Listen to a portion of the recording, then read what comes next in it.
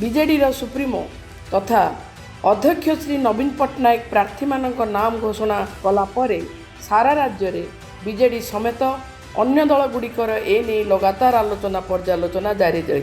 विभिन्न गणमाध्यम गुड़िक प्रार्थी मानक नहीं जितिबा संभावनार आकलन करने आरंभ करदे। सबुठारु अधिक आलोचनार खोराक जोगाई भुवनेश्वर लोकसभा आसन।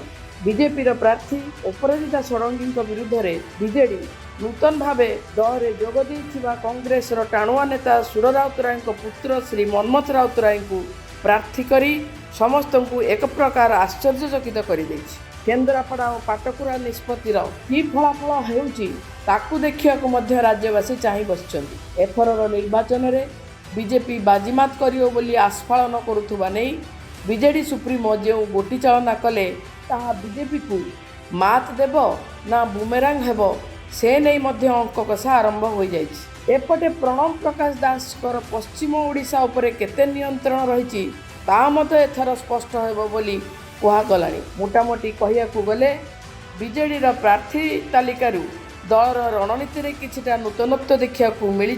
तेबे एबे सारा राज्यर लक्ष्य सुर राउतराय उपरे थिला बेले से कांग्रेसर सबु कमिटी इस्तीफा देइछंती। से निज पुत्र मनमथंकर बीजेडी दलर लोकसभा प्रार्थी होगाकू अत्यंत नापसंद करिसेंती और ए खबर तांकू भीषण दुख देइछि बोली गणमाध्यम को कहिसेंती। ए सबु मध्यरे आगामी निर्वाचन जे बेस रोचक होगाकू जाउछि एथिरे संदेह नाही। किंतु देखिया को बाकी रहिला जे सुर राउतराय मनमथंक पई भोट मागिया पई द्वार द्वार बुलिबे ना अपराजिता को रास्ता छाड़ी देबे। ब्यूरो रिपोर्ट ईश्वर टीवी।